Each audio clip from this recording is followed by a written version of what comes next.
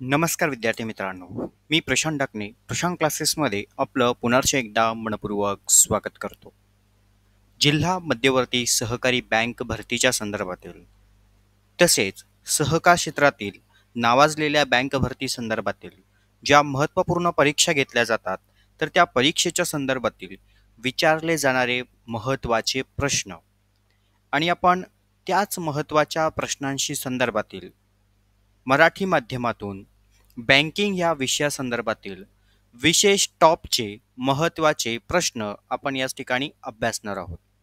तत्पूर्वी विद्यार्थी मित्रांनो, तुम्ही जर आपल्या यूट्यूब चॅनलला नवीन असाल तर चॅनलला नक्की सबस्क्राईब करा, बेल आयकॉनला क्लिक करा, जेणेकरून आपले नवनवीन महत्त्वपूर्ण व्हिडिओ हे तुमच्यापर्यंत पोहोचतील आणि कमी वेळामध्ये आपल्याला जास्तीत जास्त महत्त्वाच्या टॉपिककडे लक्ष देऊन त्यातील महत्त्वाचे प्रश्न अभ्यासायचे आहेत. त्यामुळे व्हिडिओ शेवटपर्यंत नक्की पाहायचा आहे. मध्ये कोणीही स्क्रिप्ट करणार नाही. जे मी महत्त्वाचे प्रश्न सांगतोय ते महत्त्वाचे प्रश्न तुम्ही आपल्या नोटबुकमध्ये नोट डाऊन करून घ्या. तसेच ज्या विद्यार्थ्यांना मागील जिल्हा भरती परीक्षेच्या संदर्भातील झालेल्या प्रश्नपत्रिका तसेच महत्त्वाच्या विशेष टॉपचे प्रश्न आणि त्याची उत्तरं जर पाहिजे असेल तर स्क्रीनवरती माझा नंबर देतो आहे 85 30 80 4274 हा आपला व्हॉट्सअप नंबर आहे. यावरती तुम्हाला पहिलं तुमचं नाव टाईप करायचं आहे, नेम, त्यानंतर ब्रॅकेटमध्ये DCC बँक म्हणून टाकायचं आहे आणि PDF. ओके, असं व्हॉट्सअपला या नंबरवरती सेंड करायचं आहे. जे काही फी स्ट्रक्चर आहे विद्यार्थी मित्रांनो ते तुम्हाला व्हॉट्सअपला सेंड केलं जाईल. फीज पेड केल्यानंतर तुम्हाला लगेच महत्त्वपूर्ण मागील झालेल्या जिल्हा मध्यवर्ती बँक भरती परीक्षेच्या संदर्भातील प्रश्नपत्रिकेचा संच आणि विशेष महत्त्वाच्या टॉपचे जे काही प्रश्न असणार आहेत त्या प्रश्नांच्या PDF तुम्हाला व्हॉट्सअपला सेंड केल्या जातील फीज पेड केल्यानंतर. आज आपण बँकिंग या विषयासंदर्भातील खूप इंटरेस्टिंग असे महत्त्वाचे हे क्वेश्चन्स आहे आणि खूप प्रश्नही सोपे आहे आणि याच टॉपच्या आधारावरती तुम्हाला परीक्षेला हे प्रश्न विचारले जातात. म्हणून आपण या ठिकाणी महत्त्वपूर्ण या विषयाकडे या प्रश्नांकडे लक्ष देणं आवश्यक आहे. सर्वांनी आपल्या नोटबुक ओपन करून ठेवायचे आहेत. जे मी महत्त्वाचे प्रश्न सांगणार आहेत ते व्यवस्थितरित्या नोट डाऊन करून घ्यायचे आहेत आणि त्याचा सराव देखील तुम्ही करणं आवश्यक आहे. चला करूया स्टार्ट विद्यार्थी मित्रांनो. रेडी आहात सर्व? ठीक आहे. चला, पहिला प्रश्न आपला जो असणार आहे बँकिंग आधारित वरती, तर यामधला पहिला जो सेक्शन क्वेश्चन आहे आपला, खालीलपैकी बघा प्रश्न सगळ्यात महत्त्वाचं विद्यार्थी तुम्ही प्रश्न नीट वाचत चला. प्रश्न वाचला तर तुम्हाला त्या प्रश्नाचा अर्थ कळणार आहे आणि मग पर्यायमध्ये काय दिलं आहे याचं देखील तुम्हाला उत्तर तिथे लगेच क्लिक होत असतं. नाहीतर बरेचसे विद्यार्थी काय करतात, घाईघाईमध्ये प्रश्न अर्धवट वाचतात आणि उत्तर काहीतरी चुकून ठेवतात, बरोबर की नाही. मग प्रश्न आपल्याला पहिला व्यवस्थित नीट वाचता आला पाहिजे. बघा खालीलपैकी म्हटलेलं आहे. आता खालील तुम्हाला पर्याय दिलेले आहेत. तर खालीलपैकी कोणती बँक भारताची मध्यवर्ती बँक आहे? बघा हा जनरल क्वेश्चन आहे, बरोबर की नाही. आता खालील तुम्हाला 4 पर्याय दिलेले आहे, अ ब क ड. यामध्ये आता आपल्याला बघायचं आहे आणि आपल्याला माहिती आहे की भारताची मध्यवर्ती बँक कोणती आहे रे? RBI, बरोबर की नाही. RBI, बरोबर. मग रिझर्व्ह बँक ऑफ इंडिया हे काय असणार, त्याचं उत्तर असणार आहे. बघा उत्तर reserve bank of India RBI. मग आता तुम्हाला प्रश्न आला की RBI ची स्थापना कधी झाली, तर 1 एप्रिल 1935 ला, बरोबर की नाही. 1935 ला. आणि कोणत्या कायद्याअंतर्गत म्हटलं तर कायदा काय असेल, 1934. ओके, हे या ठिकाणी प्रत्येक विद्यार्थ्याने समजून घेणं आवश्यक आहे. त्यानंतर पुढचा पॉइंट आहे आपला, पुढचा क्वेश्चन, भारतीय रिझर्व्ह बँकेचे प्राथमिक उद्दिष्ट काय आहे? आता प्राथमिक उद्दिष्ट काय असणार आहे, तर बघा या ठिकाणी याचं उत्तर आहे क, आर्थिक स्थिरता राखण्यासाठी हे प्राथमिक उद्दिष्ट आहे भारतीय रिझर्व्ह बँकेचं, हे त्याचं उत्तर आहे. त्यानंतर प्रश्न क्रमांक 3, भारतीय बँकिंग व्यवस्थेसमोर खालीलपैकी कोणते मोठे आव्हान आहे? बरोबर की नाही. आता भारतीय जी काही बँक प्रणाली आहे या भारतीय बँक प्रणालीच्या व्यवस्थेवरती खालील तुम्हाला पर्याय दिलेले आहेत. तर असं मोठं कोणतं आव्हान आहे तर ते आपल्याला यामध्ये बघायचं आहे. बघा उच्च व्याजदर, अनुत्पादिक मालमत्ता, कमी बँक घनता, त्यानंतर तंत्रज्ञानाची मर्यादित उपलब्धता.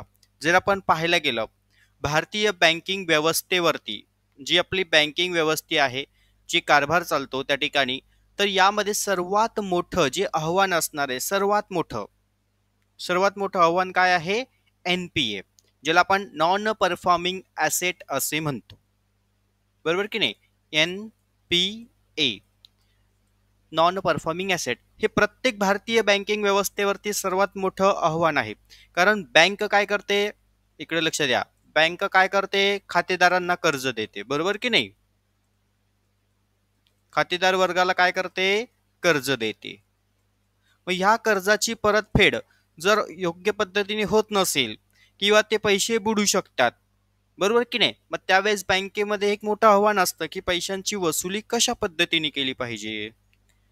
जर काही हप्ते थकले असतील, बरोबर ना, तर अशा वेळेस आपल्याला काय करावं लागतं?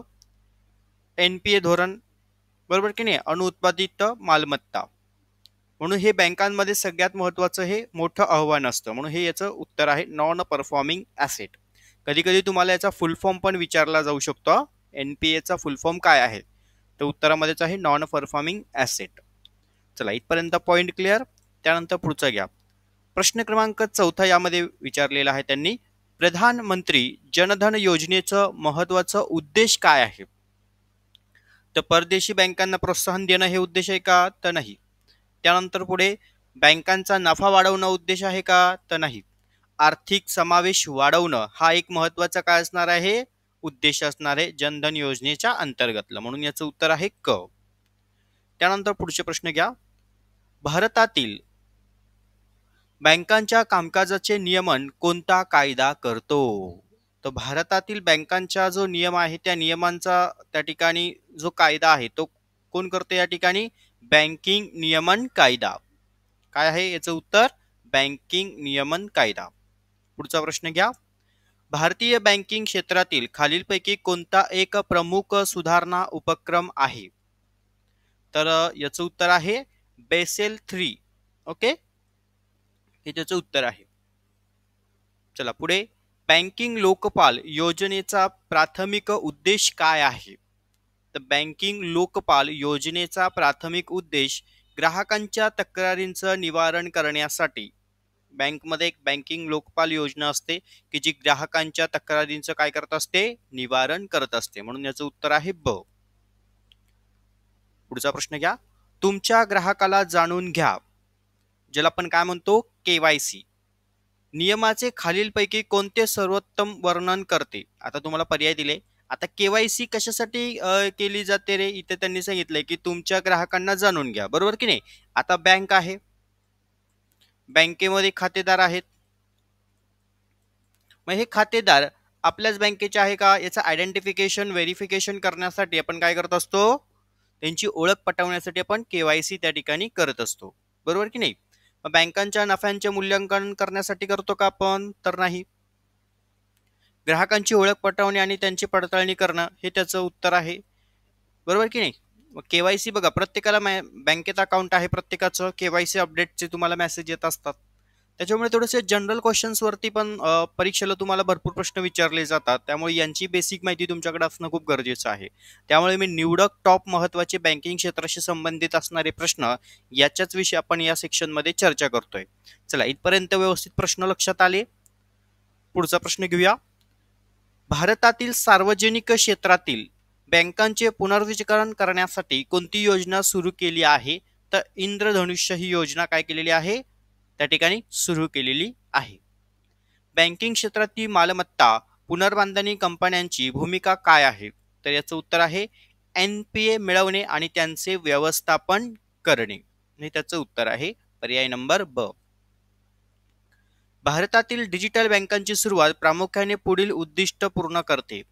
आता बँकिंगमध्ये जी डिजिटल सेवा आहे तिचं प्रमुख उद्दिष्ट काय आहे? तर ग्राहकांच्या सोयी वाढवणं हा एक महत्त्वाचा पॉईंट आहे यामध्ये.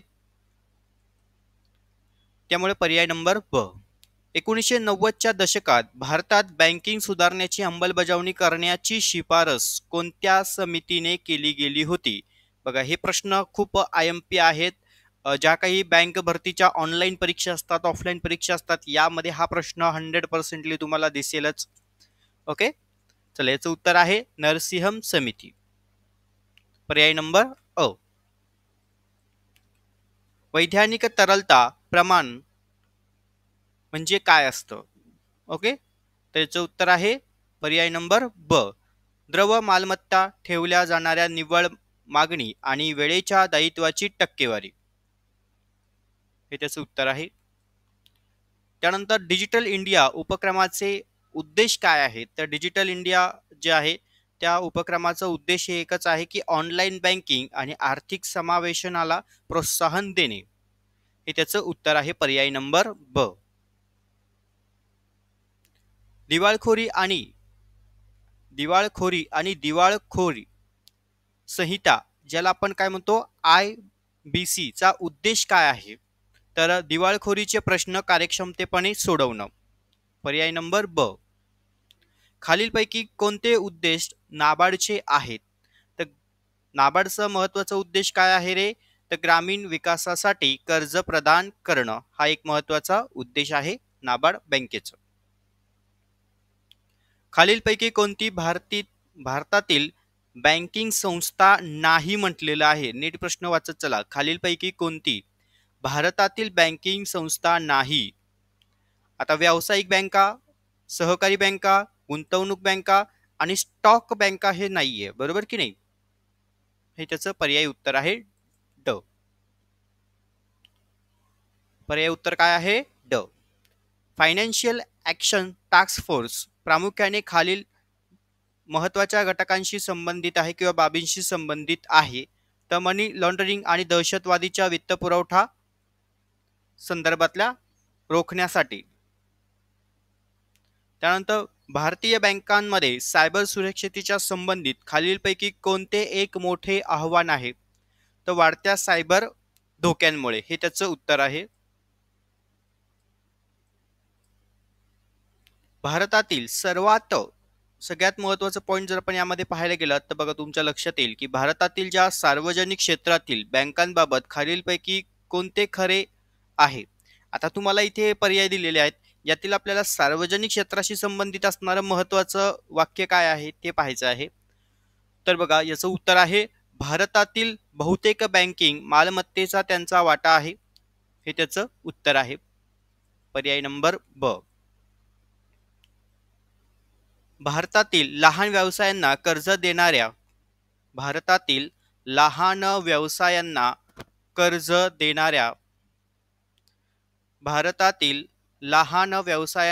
कर्ज देणाऱ्या कोणती योजना लक्ष केंद्रित करते? तर या ठिकाणी याचं उत्तर आहे मुद्रा, पर्याय नंबर अ. ओके, त्यानंतर पुढचा प्रश्न घ्या. Banking codes and standards board of India, जिला आपण BCSBI चे प्राथमिक कार्य असे म्हणतो, तर याचं उत्तर आहे बँकांसाठी ग्राहक सेवा मानके विकसित करा, हे त्याचं काय आहे? उत्तर आहे. चलो इथपर्यंत पॉइंट क्लिअर. पुढचा प्रश्न घ्या.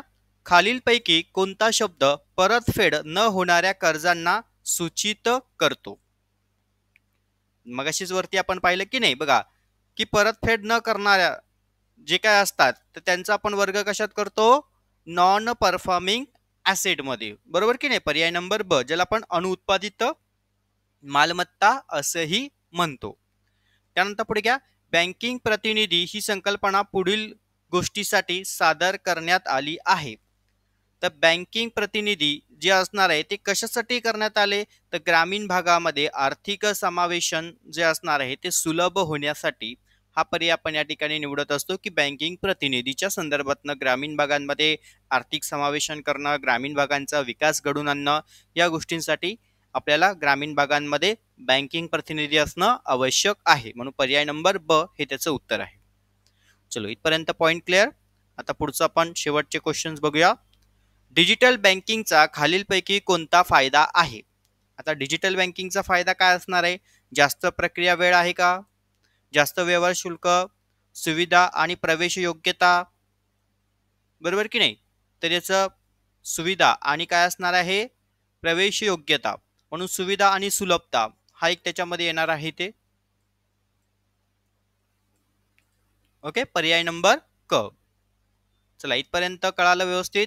पुढचं, प्रधानमंत्री मुद्रा योजनेचा उद्देश काय आहे? आता मुद्रा योजनेचा महत्वाचा उद्देश काय आहे? तर जे काही सूक्ष्म आणि लघु उद्योगांना काय करणार आहे? कर्ज देणं. हा महत्वाचा काय असणार? उद्देश असणार. तर अशा पद्धतीने आपण आजच्या या सेक्शनमध्ये महत्वाचे बँकिंग क्षेत्राशी संबंधित विशेष टॉप महत्वाच्या चालू घडामोडीवरती आधारित बँकिंग क्षेत्राशी संबंधित आपण महत्वाचे प्रश्न आज या ठिकाणी अभ्यासले आणि हे प्रश्न तुम्हाला परीक्षेच्या दृष्टीने खूप इम्पॉर्टन्स आहे. नवीन सिरीजच्या आधारावरती हे प्रश्न आहे. याचा व्यवस्थित अभ्यास करा, सराव करा. नक्कीच याचा तुम्हाला बँक भरतीच्या परीक्षेसाठी नक्कीच फायदा होईल आणि खूप इम्पॉर्टन्स क्वेश्चन आहे आणि निवडक प्रश्न मी हे काढलेले आहेत की जे तुम्हाला ऑनलाईन परीक्षेच्या संदर्भातील असेल, ऑफलाईन परीक्षेच्या संदर्भातील असेल, या टॉपिकवरती आधारित तुम्हाला ही प्रश्न विचारले जातात. ओके. व्हिडिओ जर विद्यार्थी मित्रांनो मनापासून आवडला असेल आणि नक्कीच हे महत्त्वाचे प्रश्न तुमच्या सरावाच्या दृष्टीने फायदेशीर असतील तर आपल्या यूट्यूब चॅनलला नक्की सबस्क्राईब करून ठेवा. बेल आयकॉनला क्लिक करा जेणेकरून आपले नवनवीन महत्त्वपूर्ण व्हिडिओ हे तुमच्यापर्यंत पोहोचतील. आणि सगळ्यात महत्त्वाचं, लाईक मात्र नक्की करत चला. आपल्या मित्रमैत्रिणींपर्यंत हे व्हिडिओ सेक्शन शेअर करा जेणेकरून त्यांनाही त्यांचा अभ्यास कमी वेळामध्ये जास्तीत जास्त प्रश्नांचा त्यांना सराव त्या ठिकाणी करता येईल. असेच पुढचे नवनवीन विभागाच्या आधारावरती प्रश्न आपण चॅनल्सवरती अपडेट करणार आहोत. सर्व विद्यार्थ्यांना परीक्षेच्या दृष्टीने ऑल द बेस्ट. धन्यवाद.